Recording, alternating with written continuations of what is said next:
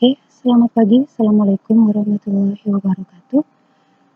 Pada pertemuan hari ini, kita nanti akan membahas tentang teks laporan hasil observasi atau mungkin yang biasa kalian dengar dengan teks LHO. Pada pertemuan sebelumnya, kita sudah perkenalan atau mungkin kita sudah secara umum membahas tentang teks laporan hasil observasi. Oke, yang pertama, saya akan memaparkan tujuan dari pembelajaran kita hari ini. Tujuan yang pertama yaitu menjelaskan pengertian, struktur, fungsi, dan kaidah dari kebahasaan teks laporan hasil observasi. Oke, kita masuk ke bagian yang pertama. Nah, di sini ada pengertian, definisi, atau mungkin deskripsi dari teks laporan hasil observasi.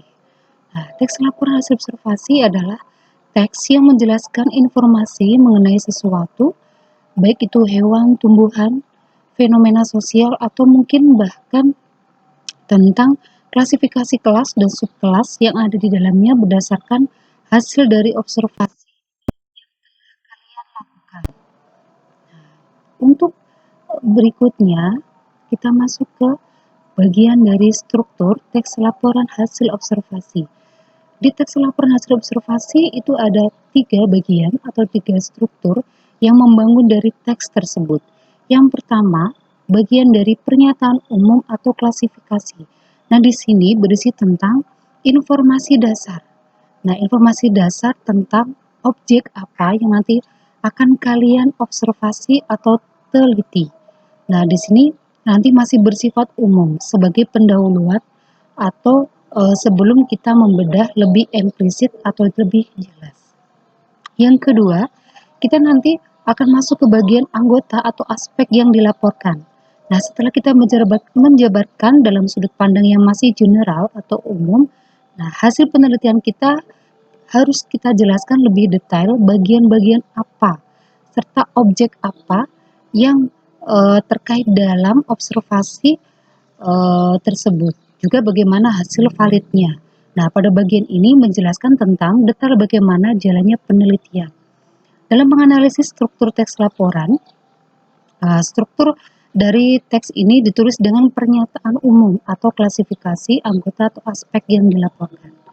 Oke, itu dua struktur dari teks laporan hasil observasi. Nah, bagian terakhir ini berisi tentang definisi manfaat.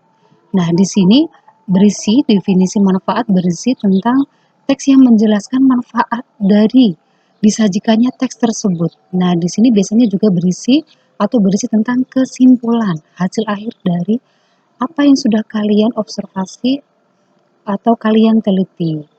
Oke, itu di bagian dari struktur teks laporan hasil observasi.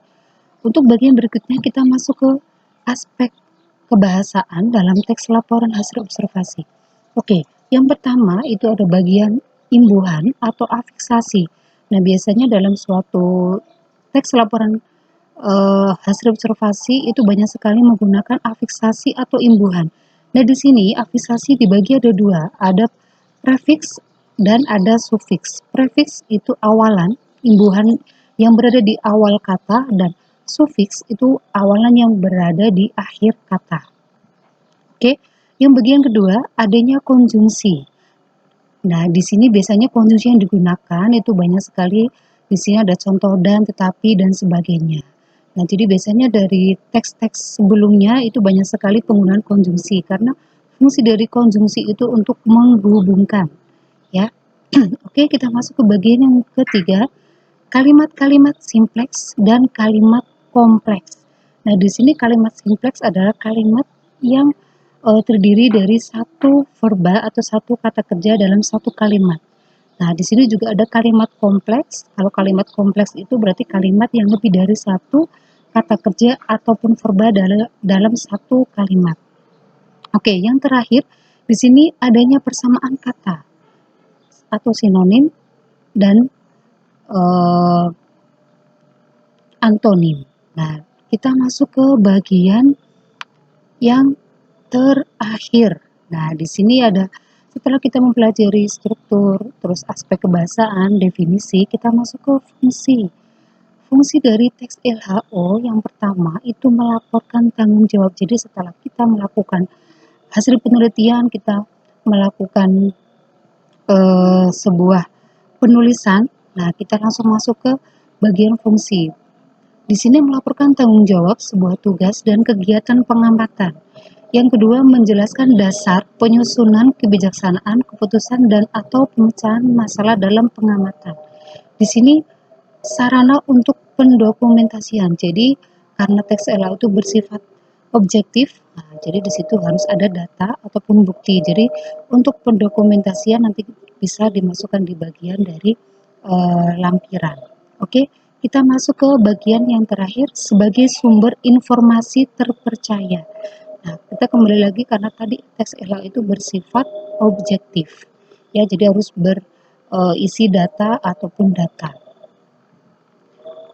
Yang terakhir, sifat dari teks LHO. Nah, di sini bersifat informatif.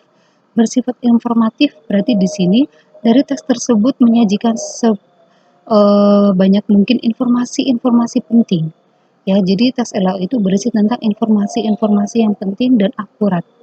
Nah, bagian yang kedua bersifat komunikatif. Bersifat komunikatif itu berarti di sini mudah dipahami. Jadi kalimat atau bahasa yang digunakan itu mudah dipahami oleh pembaca.